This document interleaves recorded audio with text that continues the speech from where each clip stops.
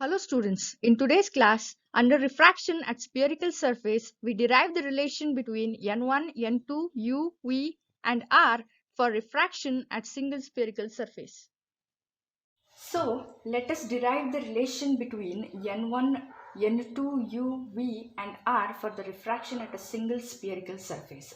So, this derivation is important. I think it is asked in 2018.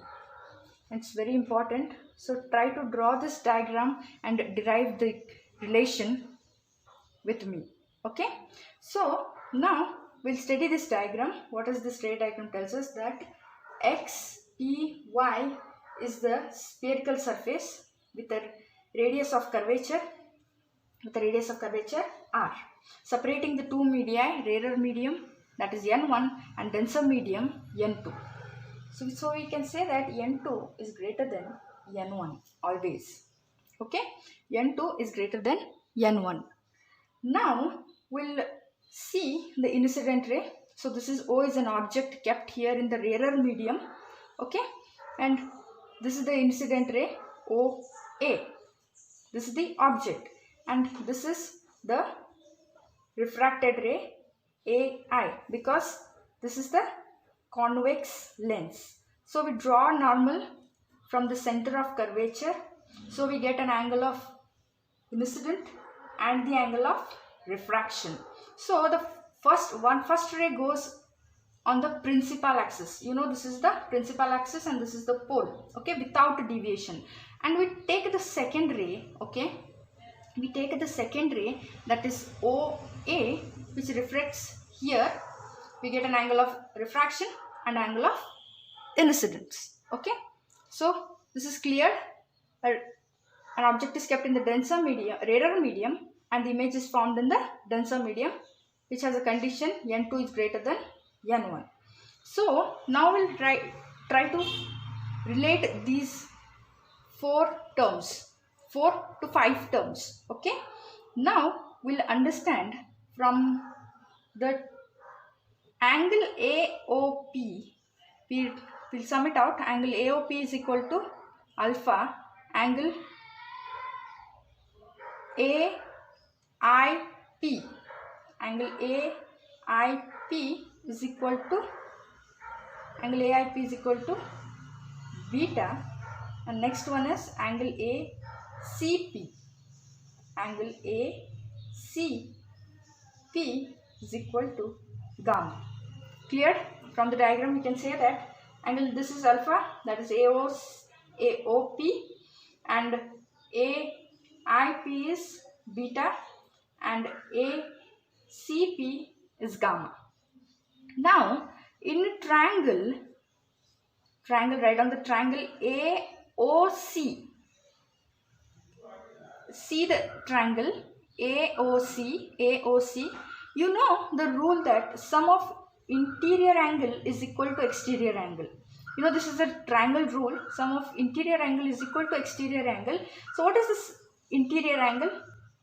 Alpha plus gamma is equal to I, right? This is the gamma. Alpha plus gamma is equal to I. We write this as equation 1. Now from triangle ACI, where is the triangle ACI? Again we follow the same rule.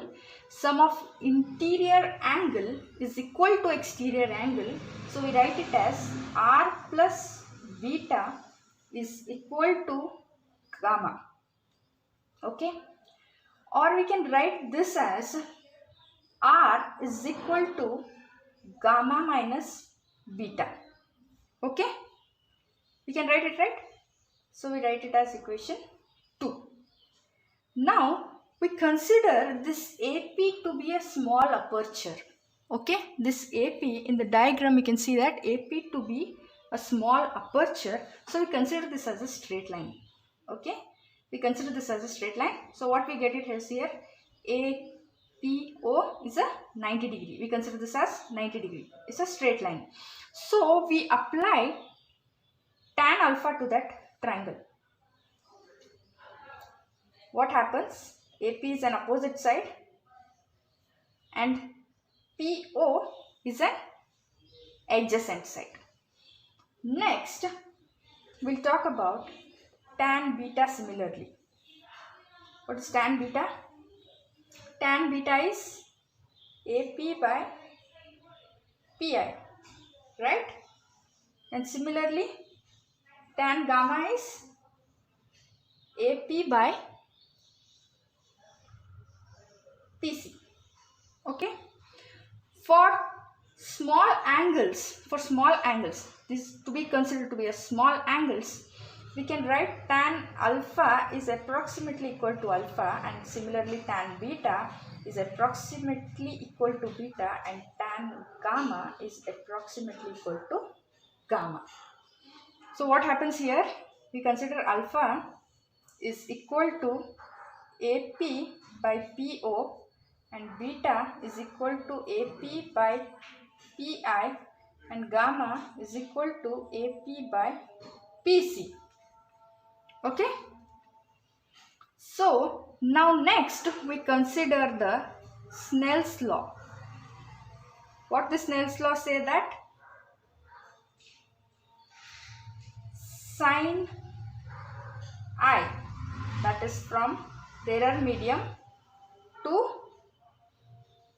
denser medium, that is angle of incident is equal to angle of refraction, that is R.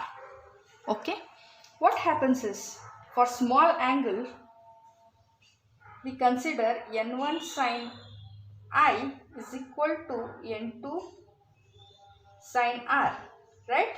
This is the Snell's law. For small angle N1I is equal to N2R. We can consider for the small angle. Okay, small angle.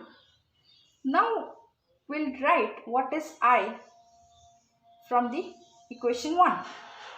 N1 alpha plus gamma is equal to N2. What is R? Gamma minus beta. Next what we'll do is we'll substitute what is alpha, what is gamma and what is beta in this equation. N1 AP by PO plus what is gamma? AP by PC. And similarly we'll substitute here AP by PC and AP by PI.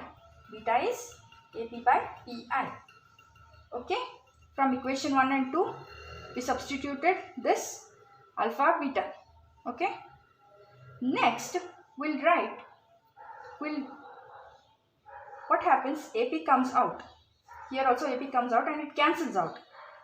Next is N1 by PO plus N1 by PC. A simple bracket multiplication. AP you take it common and both the sides AP get cancels. I have skipped that step. Okay. And N2 by PI. Okay. I'll write the bracket. Next what happens is, according to sign convention, what is PO here? PO, because it is taken from this side, okay, not this way. We write it as this is an object distance. This is an object distance from the figure. You can see the figure. PO is an object distance because it is considered from this side to this side. We write it as minus U, because the sign convention rule, what we have taken is we have to consider this as origin, but now this as origin, but this is considered from this way. Okay, so minus U, we write it as minus U.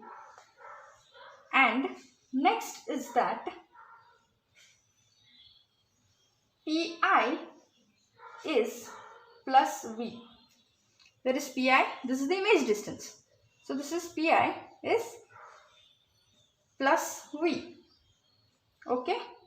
So PC, what is PC?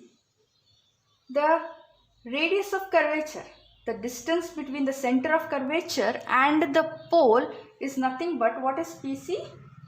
Is radius of curvature. We write it as capital R. Okay. Now we'll substitute this PO, PC and PI in this equation. What happens is N1 by PO is minus U plus N1 by PC is R is equal to, what is N2 by PC is R, and again N2 by, what is PI? That is V.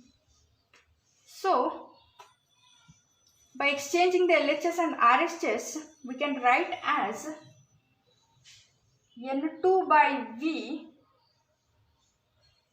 minus N1 by U is equal to N2 minus N1 by R. Right? So this is the relation of N1, N2, U, V and R. Okay? Hope you are cleared with this. You have to derive this equation. Any problem you can ask me. Thank you. In the next class, we'll derive lens maker's formula. Thank you.